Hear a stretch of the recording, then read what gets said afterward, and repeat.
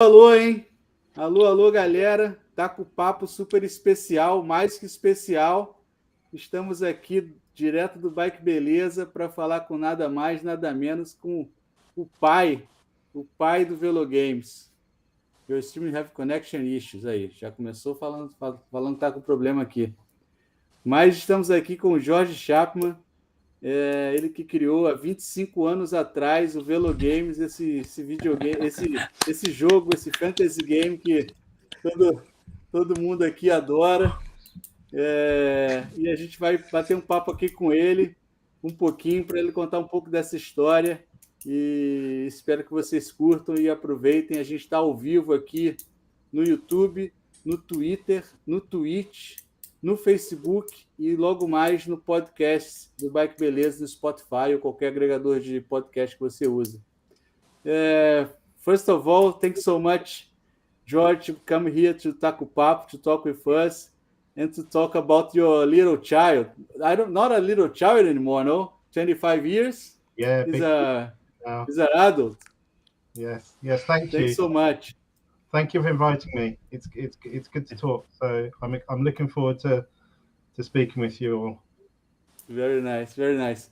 Bem, a gente vai começar aqui um pouquinho antes do Jorge para falar dos números que a gente já começou ontem, conversando com o Edwin aqui sobre os números do masculino, e a gente vai trazer aqui os números do feminino. 5 telinhas do Velogames do Feminino Pro. Edwin, é contigo, tá com o papo aí. Boa tarde, galera, tudo bem? Beleza? A gente fez ontem a primeira parte aí falando do Spring Classics, né? E hoje a gente vai falar um pouquinho das clássicas femininas aí, que também foi bastante destaque, tivemos bastante sucesso aí na temporada de clássica, né? Provas muito interessantes. Em primeiro lugar, deixar um agradecimento todo especial ao George por ter aceito o nosso convite de estar participando com a gente hoje no programa. Vamos lá, os maiores destaques, então, da temporada de clássicas femininas. Em primeiro lugar, a Lotte Kopeck, valendo 26 velos, né? Ela totalizou aí uma média de 535 pontos por prova disputada. Uma média muito alta, né? A Lotte Kopeck foi muito bem nas provas que ela disputou. Ela participou só de 3 provas, então pontuou muito bem em ambas, né? Em segundo lugar, talvez a grande favorita no coração da maioria dos atletas aí, tão simpática e o pessoal gosta muito dela, assim como o Valverde no masculino, né?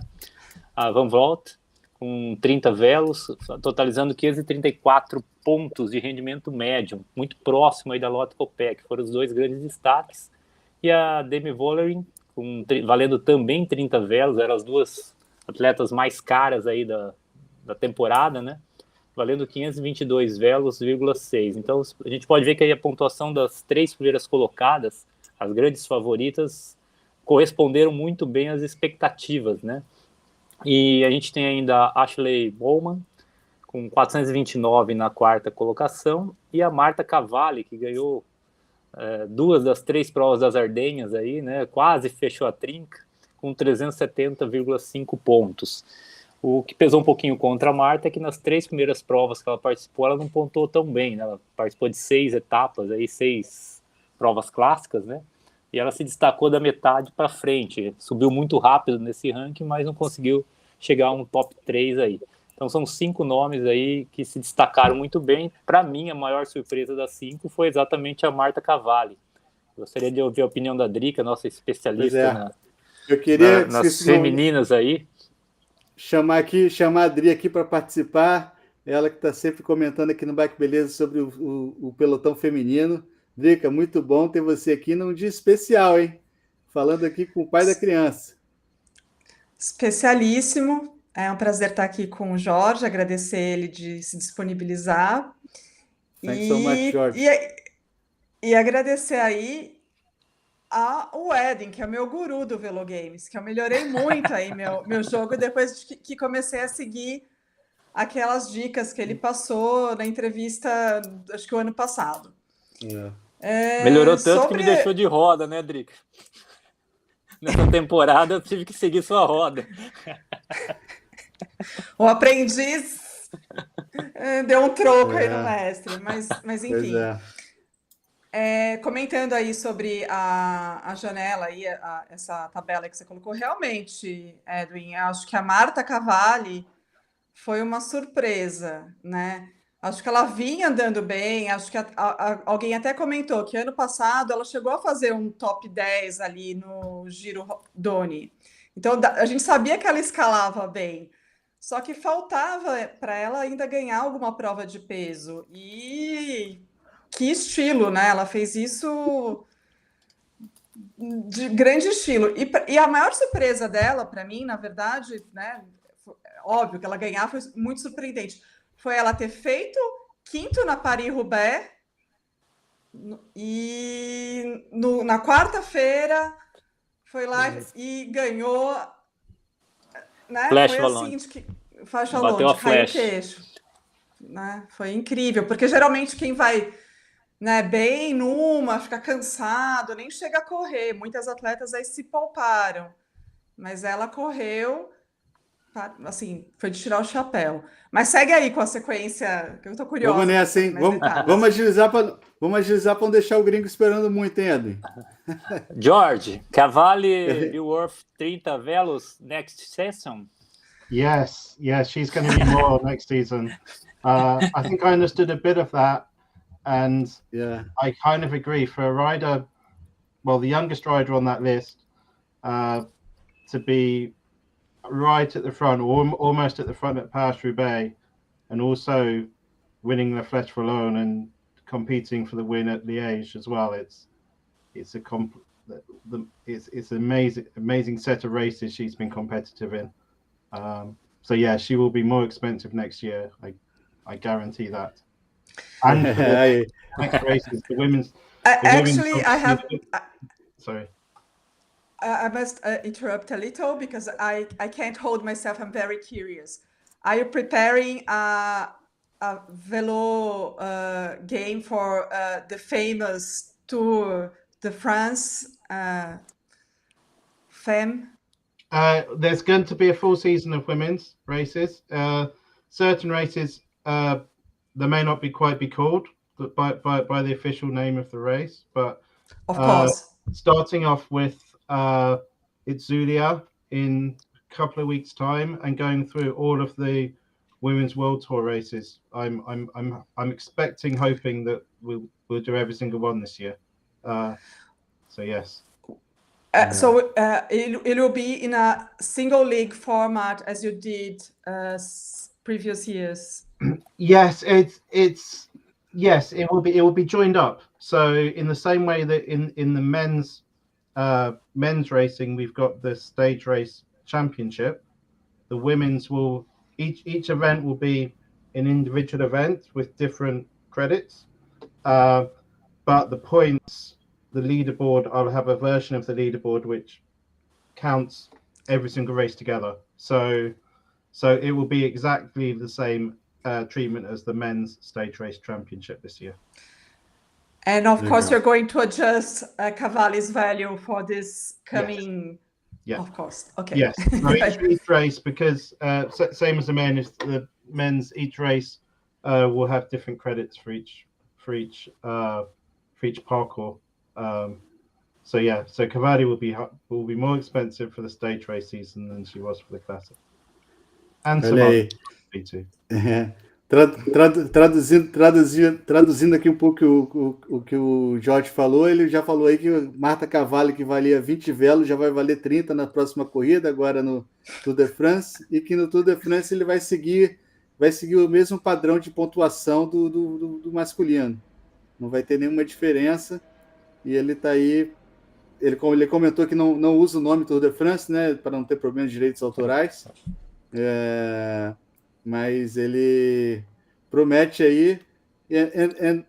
And George, how was I think you started last year, I guess, with the female peloton, no, even the fantasy game. How was not more than 1 year, 2 years? And how was the reception of the people? How the people, the numbers? No, I think you have an access of the numbers, and I'm very curious about the numbers of this female Velogames. Yes, well, I started some races 3 years ago, the Tour of Britain and the Giro Don, which was the Giro Rosa at the time. I think those before. Well, I say 3 years ago. I've had about three editions. So before coronavirus, I was running some games. But really committed to a full season ish last year, and of course last year some World Tour races were cancelled as well. But yeah, for the last 2 years I've been committing to a full season of women's races. In terms of the numbers, they're growing, which is good. They're not as big as the men's yet. I'd say about half, 50% of the classics audience played the women's game as well as the men's. But it's growing each year, and interestingly, I think that the engagement on social media for the women's game and women's cycling in general, and indeed the pro riders sort of interacting with tweets, is the engagement is better than the men's racing. Really, it's the audience is passionate about the sport. So it's all good to see.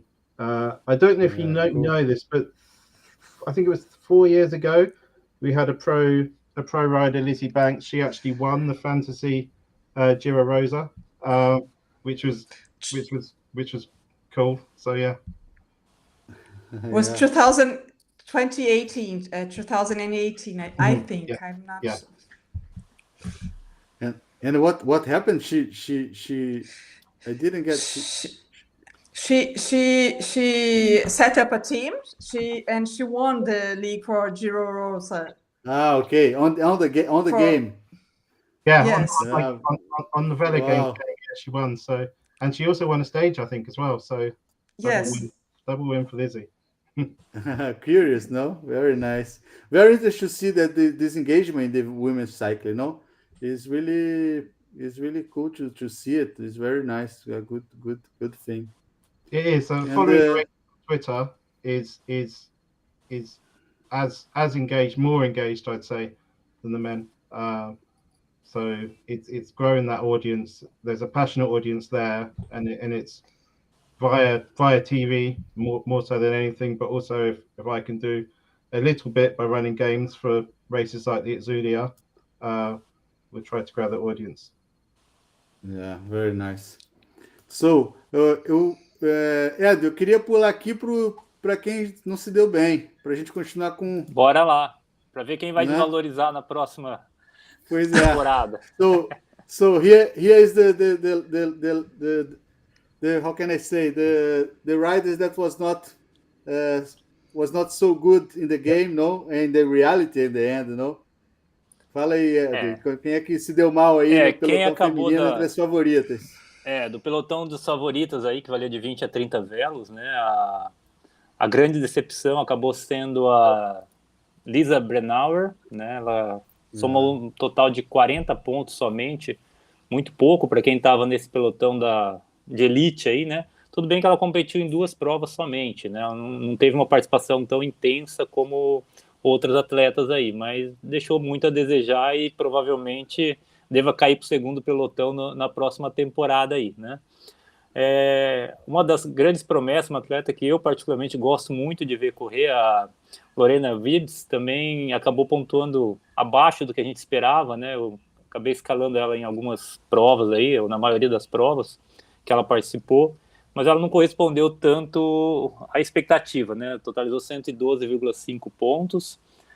A campeã mundial, aí mais uma camisa arco-íris fazendo sua vítima aí, né? O Alaphilippe ontem estava nesse ranking do masculino, e a Elisa Balsamo acabou também valendo 26 velos, acabou ficando nesse ranking aí, pontuou só 178 pontos em média, né? Ela também a Elisa Balsamo competiu bem, ela competiu 5 provas, né? Então, diferente das 2 anteriores, que não competiram tanto, né? A Wiebes 4 e a Brennauer 2, mas ela fechou esse pódio aí, as 3 primeiras colocadas, fechando esses 3. Outra grande atleta que sempre, tradicionalmente, pontuava bem no velo, né? Nas últimas 2 temporadas, pelo menos, que esse ano não foi tão bem. A Cecília Ludwig, né? Fez só 196 pontos em média. E a Emma Nosgard, que era um atleta que também a gente esperava um pouco mais dela, ficou no 238. Ela não ficou tão mal, né? Que como tinha poucos atletas nessa categoria aí, valendo de 20 a 30 velos, ela acabou ficando entre as 5 piores, mas a pontuação dela até que não foi tão ruim, né? Acho que as 3 primeiras aí é que se destacaram de uma forma mais negativa, e acredito que vai cair um pouquinho a sua cotação no mercado para a próxima temporada aí. Eu tenho surpresa, Dri? um ponto. Surpresa nessa lista aí, Dri? Eu acho que essa avaliação do Edwin de rendimento por prova disputada é interessante, porque às vezes, né? Mas acho que se você conhece o percurso da prova e sabe que vai ser um sprint, Elisa Bálsamo e Lorena Vibe são simplesmente as 2 melhores favoritas sprinters. Então, assim, acho que essa é a magia do Velogames, que você não adianta óbvio, você vê pela forma do atleta, como ele tá, como ele vem desempenhando recentemente, mas você tem que saber qual é a característica da prova também, né? Porque, inclusive, acho que até porque no Velogames das clássicas femininas não tinha um limite de substituições, como, por exemplo, no Spring Classics. E aí acho que a gente pode substituir quantas vezes for, conforme a característica da prova. Então, nesse ponto, discordo um pouquinho, acho que essa avaliação aí não é tão justa para classificar a performance da Vibes e da Balsamo. A Nosgard, eu acho que foi um pouquinho abaixo do que ela foi no rendimento da temporada passada. E a Ludwig, eu acho que ela teve Covid, enfim, não sei se isso acabou influenciando. E a Brenauer, realmente foram muito poucas provas que ela participou. Acho que perde um pouquinho aí como avaliar. É isso. Muito bom. No caso aí da Vibes, né? Vamos pegar como exemplo a Vibes, né? A prova principal, que tinha uma característica mais mesmo dela de sprint mesmo, ela ganhou. Inclusive, ela ganhou a prova, né? Que foi a Scheldepulks. Agora, nas outras 3 provas que ela participou, ela acabou, 2 ela não finalizou e uma delas, que foi a Paris-Roubaix, ela ficou bem longe, né? Tudo bem, fugia, como a própria Drica falou aí, né? Foge um pouco mais da característica dela, né? Mas a prova que ela tinha todo o perfil dela, ela foi lá e arrematou, né?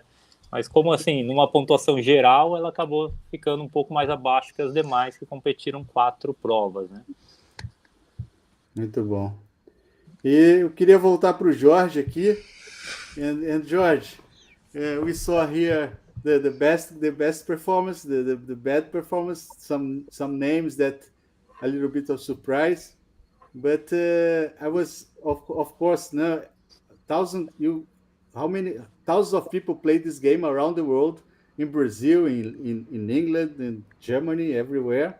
So, and how was your idea in that time?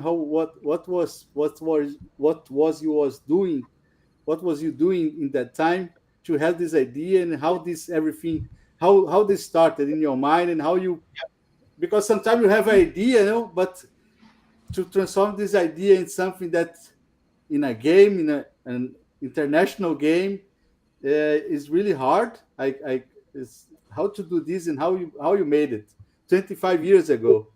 Yeah, well, it's a long time. I started off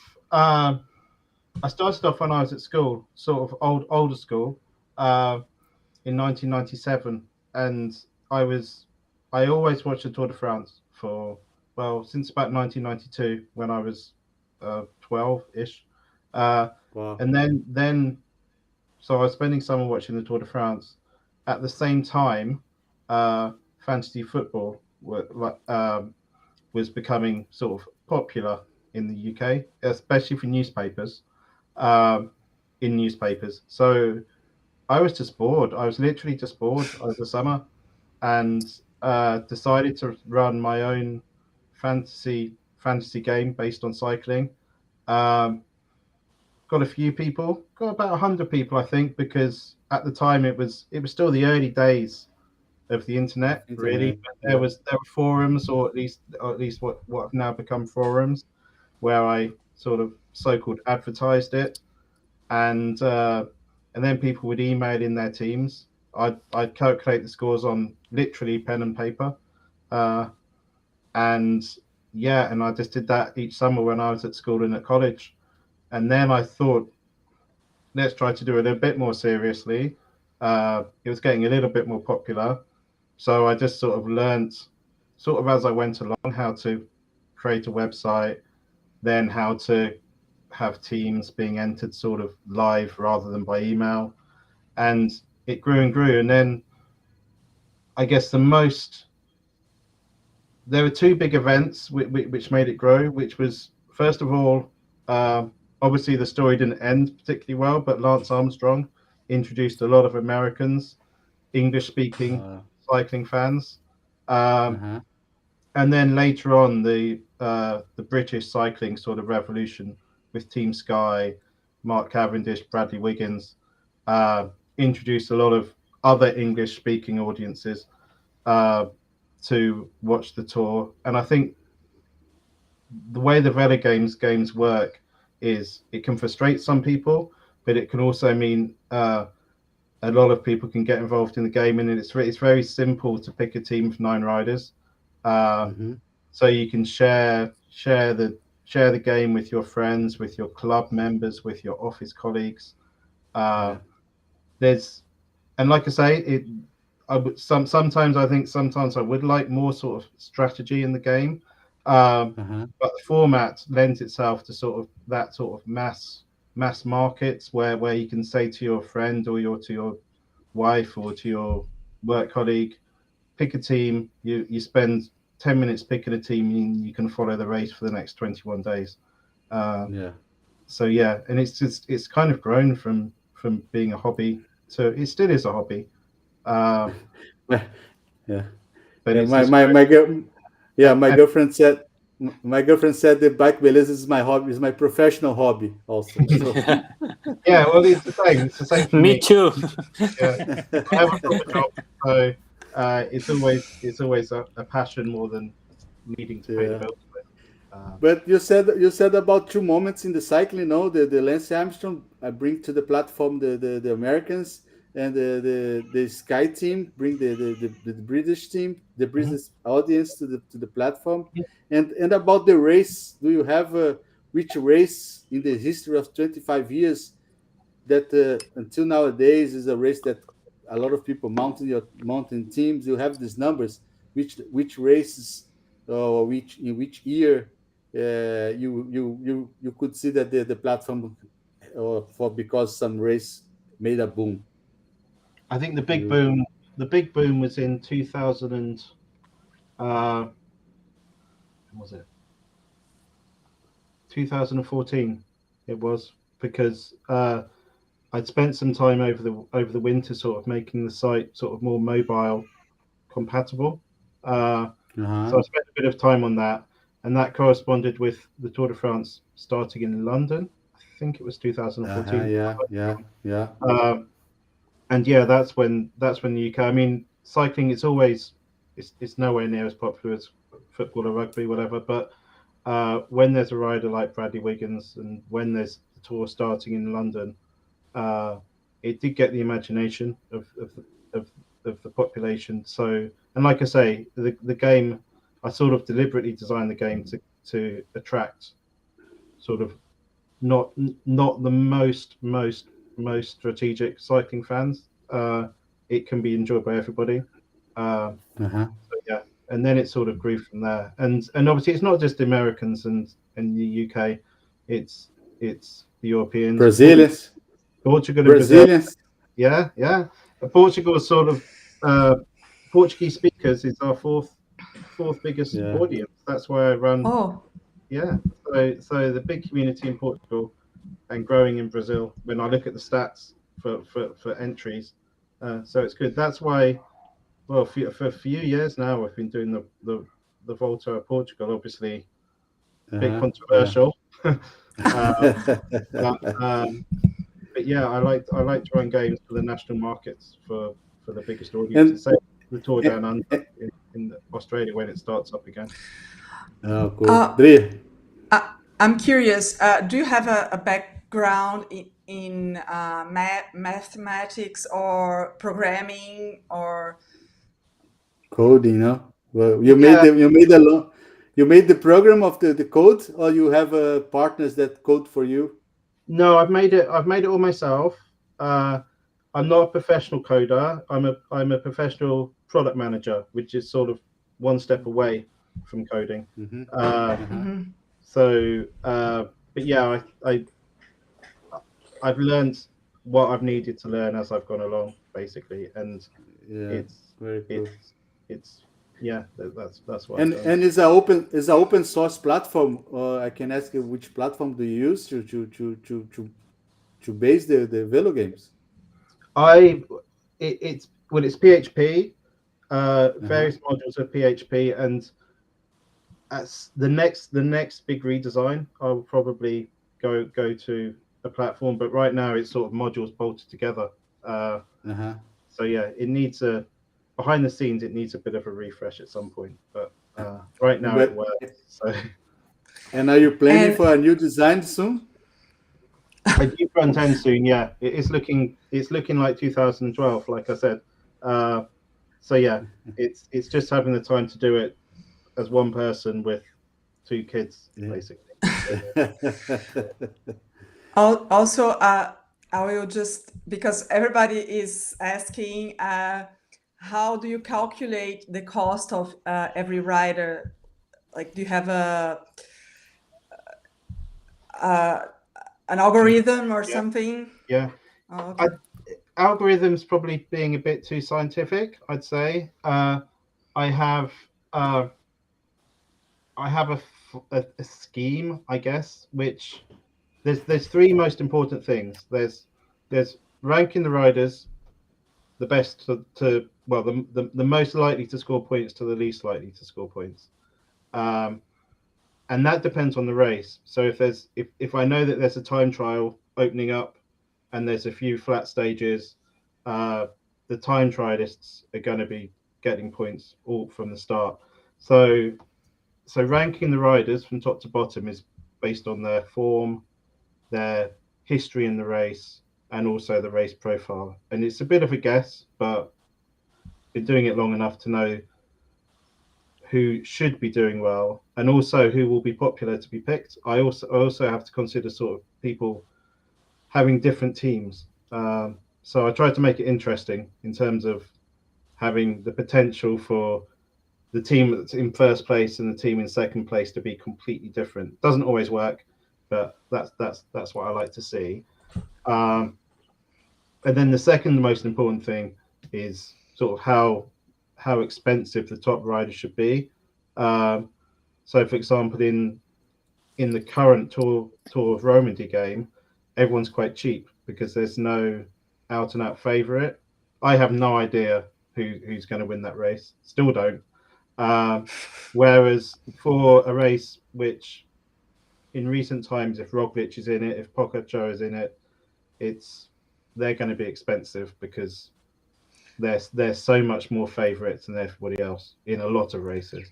So it's ranking the riders through sort of a little bit of science and a little bit of sort of previous form, and then it's pricing the list so it's different things people could make, basically.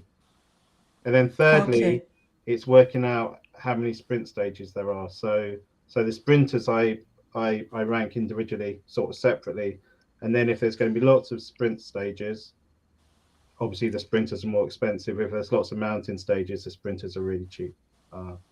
But there's no algorithm. It's as much an art as a science. The sprinters are art of science. The sprinters are a sore form for me. I'm always picking the wrong sprinter during long tours. That's always what screws up my team. Yeah, it's high risk. Yeah. Oh, so I don't know.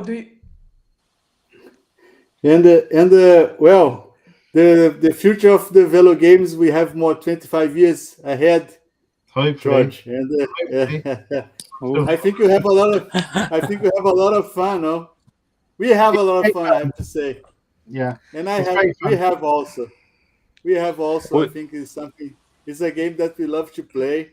And we I are. like that it's very simple. I think it's very simple. The interface at the same time.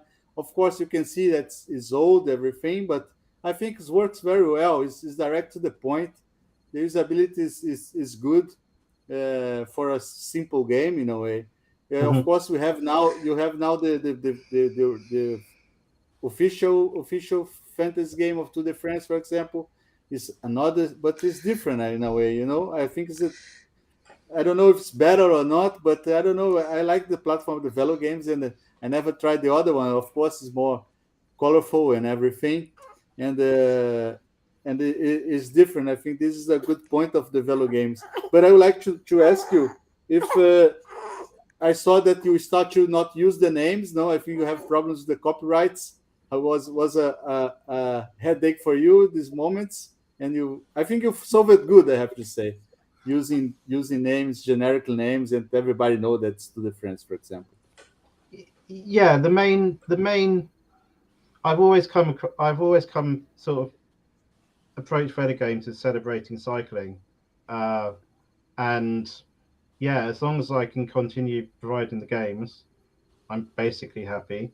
Uh, I think the games, not just Feder games, all fantasy games, whether they're cycling or fantasy football, I think every single one adds to the popularity of the sport and the event.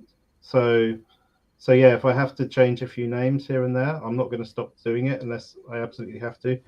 And I think I'm adding value to the sport as a whole. A little bit, only a very small part.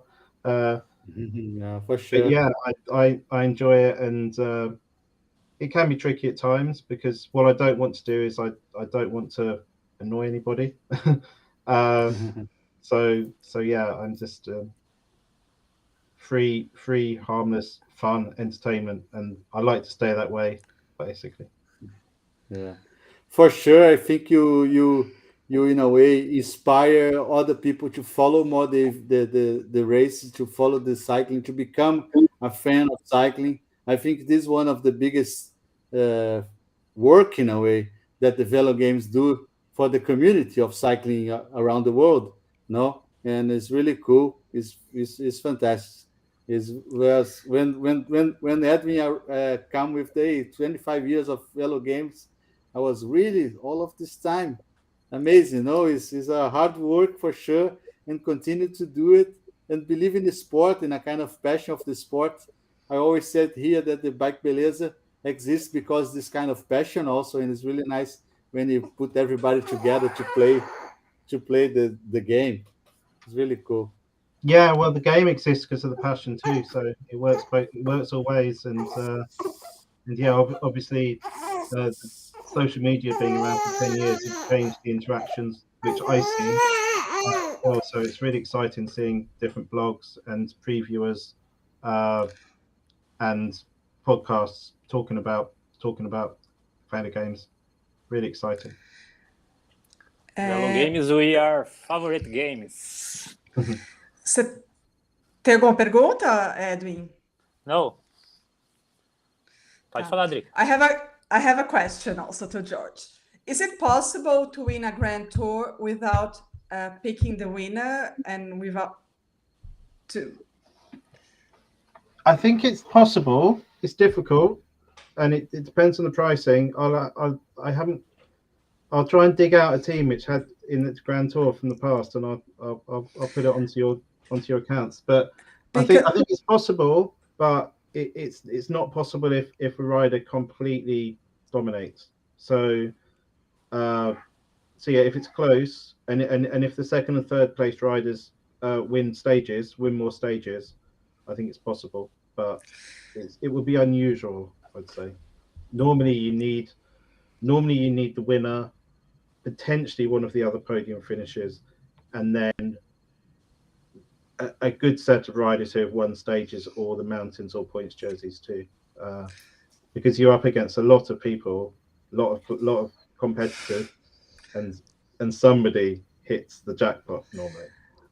Of course. No, and something that I also wondered, if you could look at the game as people have investor robots, to sort of think of it in a mathematical completely way. But I think the magic of cycling is very, very unpredictable. No matter, like, you can pick an awesome team, but maybe half of the peloton will get sick or somebody will drop out because of injury.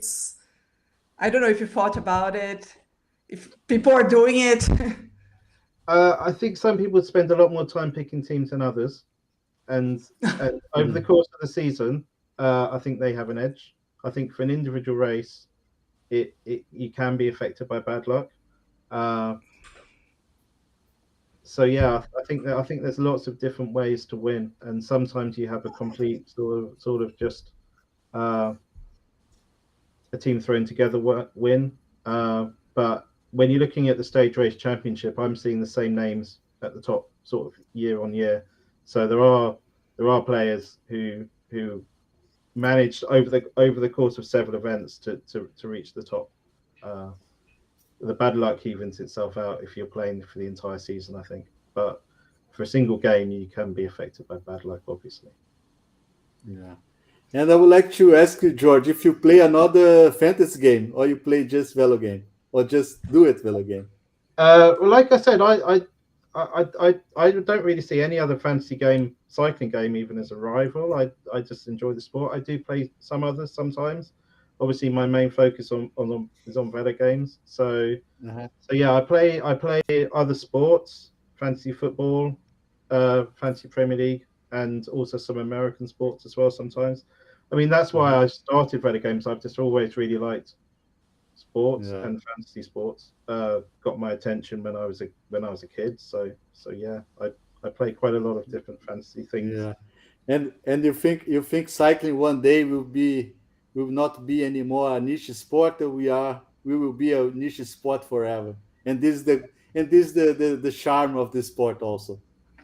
I think it's a bit of I think it's a charm of the sport. I don't know. Obviously the Tour de France and some of the bigger classics in the Giro, they're getting big sporting events and with Netflix deals, etc. So yeah,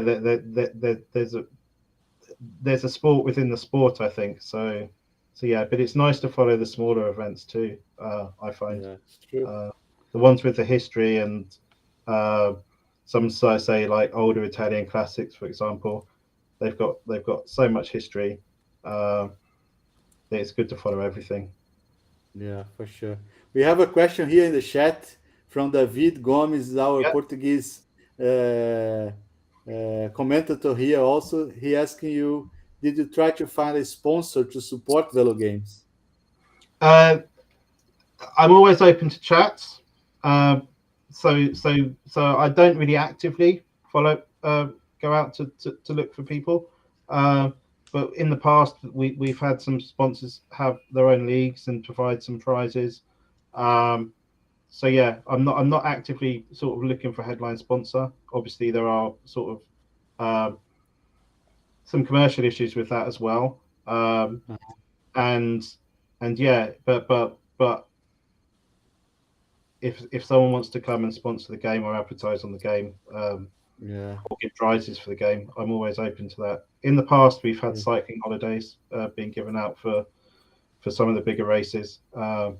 It's just really having the time to run it fully professionally. So if I have a sponsor, I obviously, and I normally try to, but if I have a sponsor, I have to do that sort of that 100% fully professional on answering emails, on doing every single update really quickly, rather than having to put my kids to bed, for example.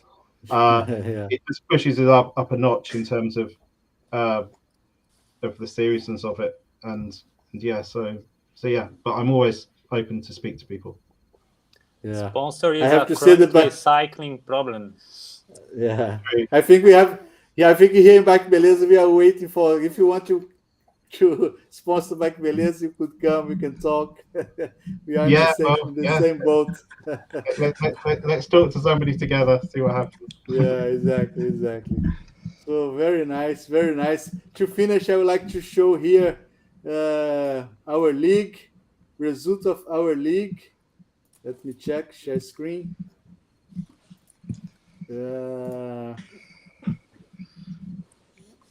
Here. Let's go. Our league finished with Yamande Almeida. No, this. No, the Esse é o winner. Spring Classics. Não? O Women's não. Aí. Yeah. Visit team. Bike Beleza.